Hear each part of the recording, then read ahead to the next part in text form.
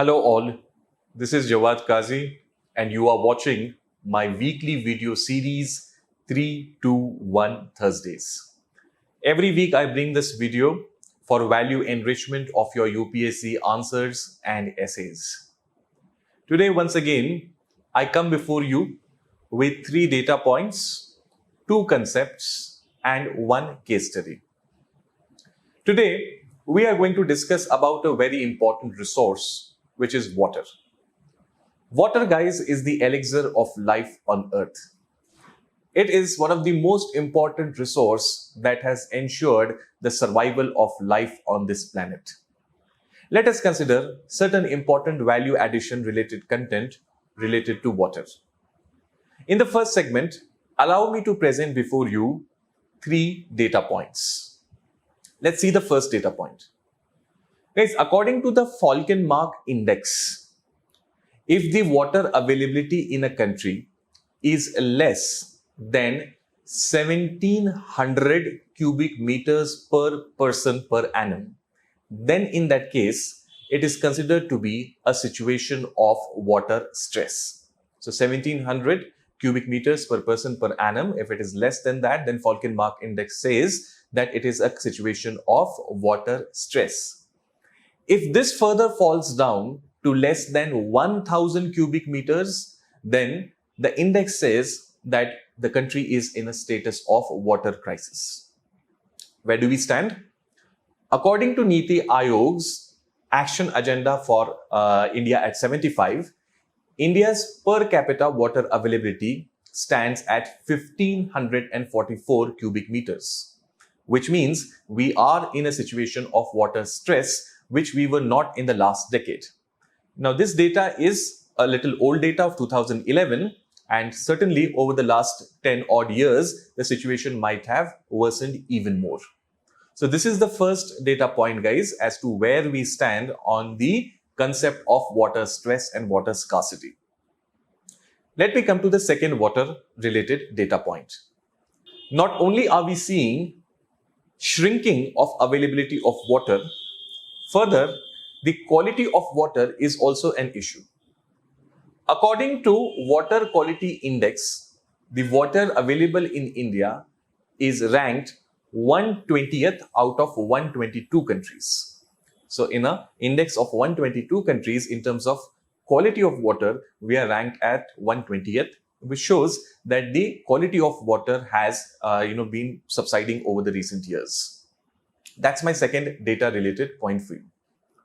My third data related point is in context of water use efficiency. First, let us understand what is this water use efficiency. Water use efficiency is a ratio of effective utilization of water to the level of water exploited. So actually, to keep it simple, the actual utilization and the total exploitation, the ratio of these two gives us water use efficiency. Guys, India is considered as a very, very water inefficient country. Agriculture, where we use most of our water, there the water use efficiency of India in terms of surface water is just 38%. So you can imagine how much water is getting wasted. In terms of groundwater, the same ratio stands at 55%. So you can see that a lot of water gets wasted because of improper usage. And hence, the government has kept a target to improve this water efficiency ratio by 20%. Okay? So these are the 3 important data points that we saw. The first related to availability of water, the second related to quality of water, and the third was regarding the efficiency of utilization. Now let me come to the second segment of today's video, where I will be discussing 2 concepts with you. The first concept that I wish to share with you is virtual water trade. Okay? Let us understand what is this virtual water trade. It is known by several other names also, like water embedded in crops or water footprints. These are all similar concepts. Let us understand what is this virtual water trade. Guys, when we cultivate certain crops, like say for example rice or wheat, which are water intensive, and then when we export these crops, effectively or virtually, we are actually exporting the water. Not in direct sense, but indirectly, since we have consumed the water, it is as good as we are exporting the water also. So the more we cultivate water intensive crops and export them, we are actually doing a disservice to water availability in the country. And this is something that needs to be factored in our crop related planning. In case of India, where we have the MSP regime through which we give the stimulus to the farmer to go for rice and wheat cultivation, we are actually encouraging using or cropping of water intensive such varieties. India is considered to be the third largest exporter of water because of export of such water intensive crops. And hence, it is very crucial that we shift away our farming from these water intensive crops to other crops that require less water. So this is called as virtual water trade. A couple of years ago, the Economic Survey had also referred to the term water embedded in crops. So this is the same idea that this water which has been used to cultivate that particular crop is virtually embedded, and when we export that crop, then it is as good as we are exporting water out of the country. This is also similar to water footprint. Okay, whenever a product is created, now it might be an agricultural product or some other product, there is a lot of water that is consumed in all the processes. Okay, so that amount of water which is consumed in creating that particular product is the water footprint of that particular product. Very similar to the idea of carbon footprint that we study in environment. So all of these are related concepts. So this was the first concept that I wanted to discuss with you. The second concept that I wish to present before you is the tragedy of the commons. Now, what is this idea of tragedy of the commons? Well, guys, those resources which are not owned by anybody and therefore nobody can be excluded from the access of such resources are often overused and undermaintained. Okay? This is called as the tragedy of the commons. So a common resource that is not owned by anybody and therefore nobody can be excluded from accessing that resource. Often what happens is that that resource is overused and under-maintained because nobody is there to take responsibility of sustainable exploitation of that resource. Very often we see that in case of water-related resources, this tragedy of commons is occurring. There are multiple ways in which economists have suggested this particular crisis or tragedy can be tackled. One way of it can be command and control, where state can interfere to ensure sustainable exploitation of this resource. Now, this sounds good on paper, but practically speaking, it is very difficult to implement. A second and much better idea is that of cultural norms. Okay? As we see in traditional societies, tribal societies, several resources are collectively owned. Okay? But the exploitation of these resources is not done with a greed because there are cultural norms which reward good behavior and punish greedy exploitative behavior in that community.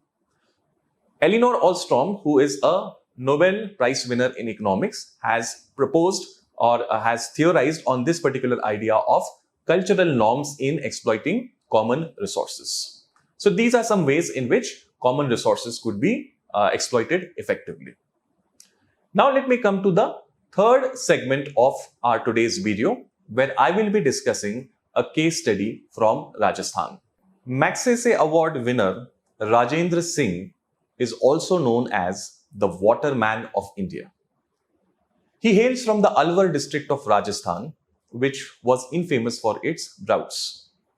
Rajendra Singh joined Tarun Bharat, an NGO, and he worked on effective utilization of water.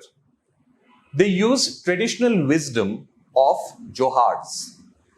Johards in Rajasthan are traditional earthen dams to arrest the flow of water. they created several such embankments or johars which arrested the flow of water, leading to increased storage of water for dry seasons. It had multiplier effects. The groundwater table, which had been consistently sinking, rose by several meters. The forest cover improved. Several seasonal rivers became perennial, Aravari being the most famous amongst them. Rajendra Singh says that if we use our traditional wisdom, the wisdom of our forefathers, then we can arrest several of these environmental problems. The reason behind these problems is our modern lifestyle, which is not congruent to environment.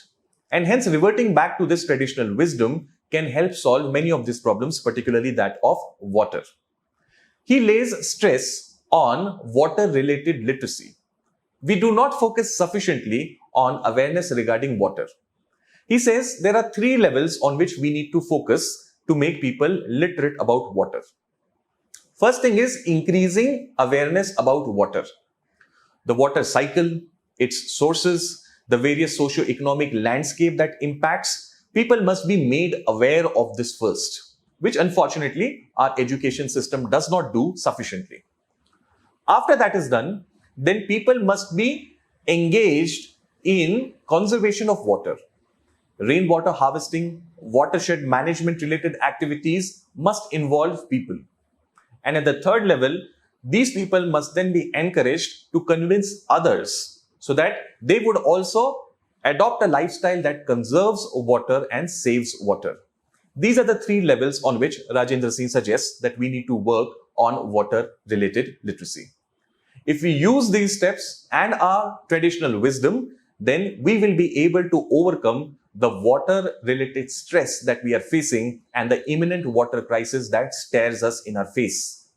Guys, Niti Aayog says that 21 Indian cities are going to face water-related crisis.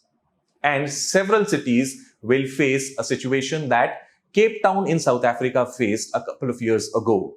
And that situation was of a 0 day when the taps went dry. Water had to be rationed to every single person in the city. So if you want to avoid that, then we better follow our traditional wisdom. That's my time, guys. And this was today's 3, 2, 1 Thursdays episode. I will see you next time in another episode with another theme. Thank you. Subscribe the Unique Academy's YouTube channel and press the bell icon for latest updates and videos.